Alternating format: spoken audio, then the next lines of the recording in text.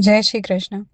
શ્રીનાથજી ચરિત્રામૃતમાં આજે આપણે સાંભળશું ગોળિયાઓની છુટ્ટી અને નવા મુખિયાજીનું આગમન, ભાગ 9 અને 10.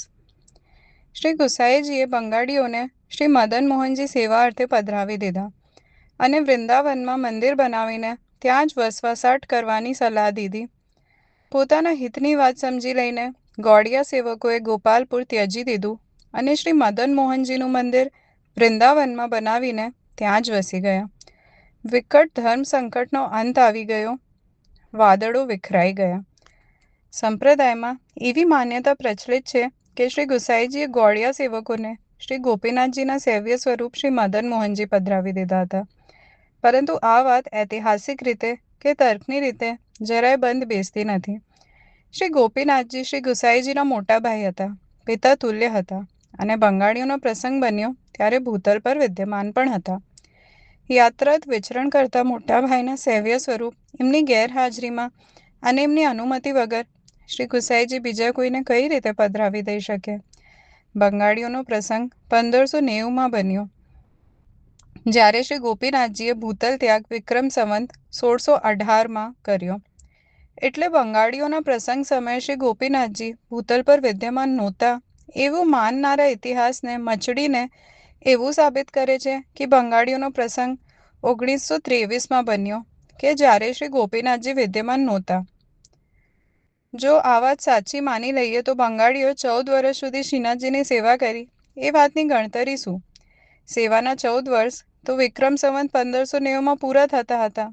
તેથી શ્રી ગુસાઈજીએ ગોળિયાઓની શ્રી મદન મોહનજીનું જે સ્વરૂપ સેવાઅર્થ પધરાવી દીધું તે 84 વૈષ્ણવોમાંના એક નારાયણદાસ ભાટનું સેવ્ય સ્વરૂપ હતું. હા, એ સ્વરૂપને નારાયણદાસને શિરે શ્રી ગોપીનાથજીએ પધરાવી દીધું હતું એ ખરું.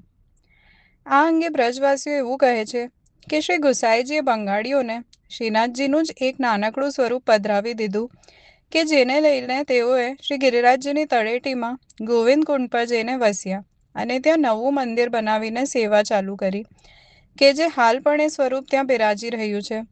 તો કેટલાક બ્રજવાસીઓ આ જ મંદિરને શ્રીનાથજીના પ્રાકટ્ય પછીનું નાનું મંદિર કે જેમાં રામદાસ ચૌહાણે 27 વર્ષ સુધી એકાંત સેવા કરી હતી હોવાનું માને છે.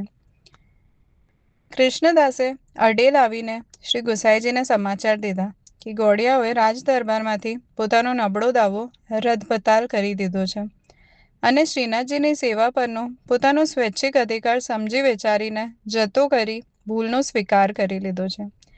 રહ્યા સહ્યા અવશેષો સમેટીને તેઓએ ગોપાલપુર છોડી દીધું છે અને શ્રી મદન મોહનજીને પધરાવીને વૃંદાવનમાં વસવાટ ઊભો કર્યો છે.